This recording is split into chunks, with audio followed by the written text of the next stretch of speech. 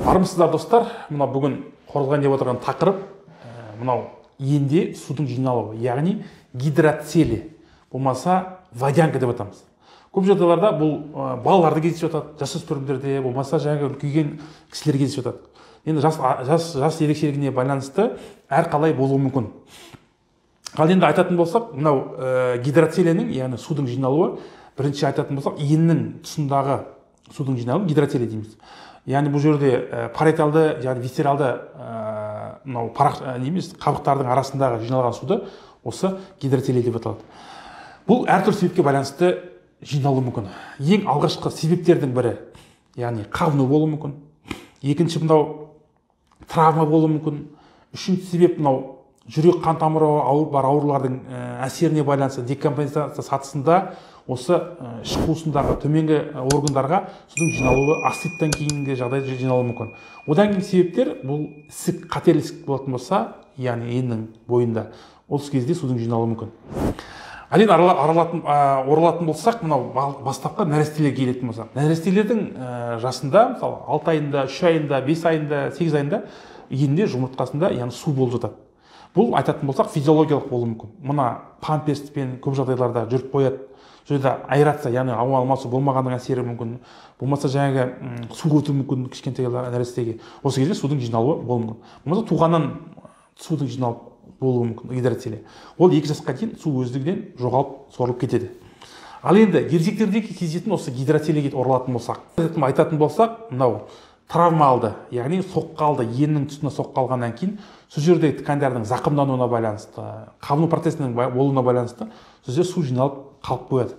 Енді ол судың көлеміне байланысты мынау қауіптілігі болуы мүмкін.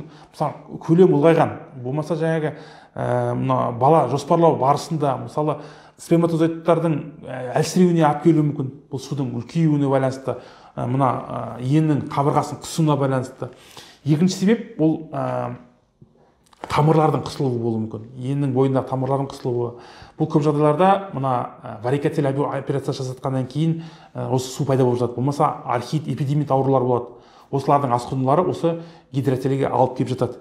Енді бұның бастапқы бірінші сатысы болатын болса, яғни сатысы десек болады, болмаса судың көлемі аз болатын болса, оны консервативті емдік жолмен, яғни дәрі қабылдау, антибиотик қабылдау, яғни қабынуға қарсы препараттар қабылдау арқылы судың азайтуға көмегі тиеді.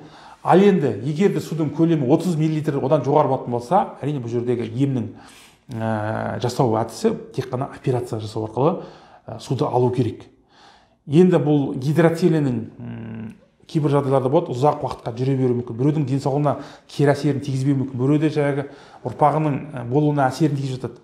Соған байланысты бұл операцияны жаңағы емді уақытылы қадағалау керек. Көп жағдайларда менің мына парақшама сұрақтар келіп жатады. Менің бір жұмыртқам үлкен, болмаса бұрын қалыпты болған, қазір үлкейіп кетті, не себепті болды деп.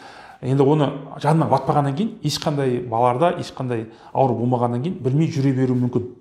Менің практикамда болды, қабылдау барысында біз енді визуалды осмотр жасаймыз, яғни қарау барысында анықталады, бұл жігіттің жаңағы ені бір еннен үлкейген. УЗИ-ға түсіріп қарайтын болсақ, бұл жігітте яғни су жиналған, гидроцелий болған. Оның жаңағы не себепті болғанын сұрастыру барысында бұрын су өткен, болмаса жаңағы бір жерде отырып қалғанмын, қабынып ауырған, қатты, одан кейін осы жүре берген нормаль болған, одан кейін осындай болып су болып кетті дейді. Сол сияқты, егер де жүрек қан тамыр аурулары бар кісілерде де мысалы асып ішінде жаңағы сұйықтықтың жиналуы, төмен сұйықтықтың өтуі осы еннің бойында да су жиналып жатады. Әрине бұның барлығын емнің әдісі өзінің жаңағы пайда болған себебіне байланысты. Жүрек қан тамыр ауруына байқалды ма, солар емдегеннен кейін судың азаюы болады. Егер травма, воспаление, қабынудан кейін болды ма, ол жағдайда әрине операция жасау, қабынуды кетіру әдістері арқылы осы суды жоғалтуға болады. Ал енді достар, бүгінгі гидроцелий жайлы сізге түсірген видеомыз түсінікті деп ойлаймын. Олай болса, сіздің туысқаныңызда, досыңызда, басқа да таныстарыңызда осы проблема болатын болса, міндетті түрде видеоны таратуды ұмытпайық. Ал енді біздің каналға тіркеліп, астына комментарий қалдыруды достар ұмытпаңыздар. Біздің қазақша урологияның дамуына бәріміз бірге атсалысайық.